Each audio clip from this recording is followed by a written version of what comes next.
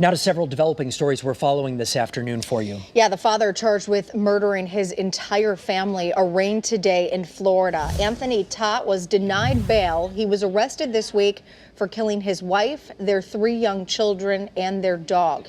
Their bodies were found inside the family home in Celebration, Florida.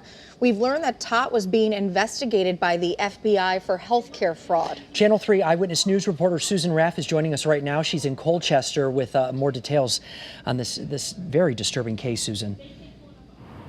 Very disturbing. In fact, this was the first time that Anthony Tott was in a courtroom. He was taken to the hospital after his arrest. So today was the first time that he faced a judge. And as you mentioned, his bond was denied for all 4 of the murders. Here in Colchester, however, people are stunned and shocked. They can't understand how this could have happened. This is a small town. People knew him. We are standing in front of one of the businesses that Tott owned, Family Physical Therapy. And you can look in the door and you can see those are the eviction notices that are still there. Both businesses were shut down. We have learned that before the arrest for these 4 murders, Tott was being investigated by federal authorities for what they say is insurance fraud. They say he was sending claims to insurance companies and to Medicaid for services that he never provided. And we had a chance to speak to several people here in town who say it was very clear that when he opened these businesses, there were a lot of patients, but over the years, he was losing a lot of business.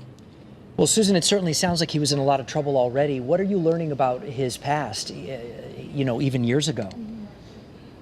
Right. That's the interesting thing that we learned today. We had a chance to look at Anthony Todd's past, and we found out that Robert Todd, his father, was actually convicted of hiring a hitman to kill his wife, Loretta, which is Anthony's mother. That happened in Pennsylvania. That's where Anthony Todd grew up. And that Robert Todd actually spent 20 years in prison for that. He's living in Massachusetts now.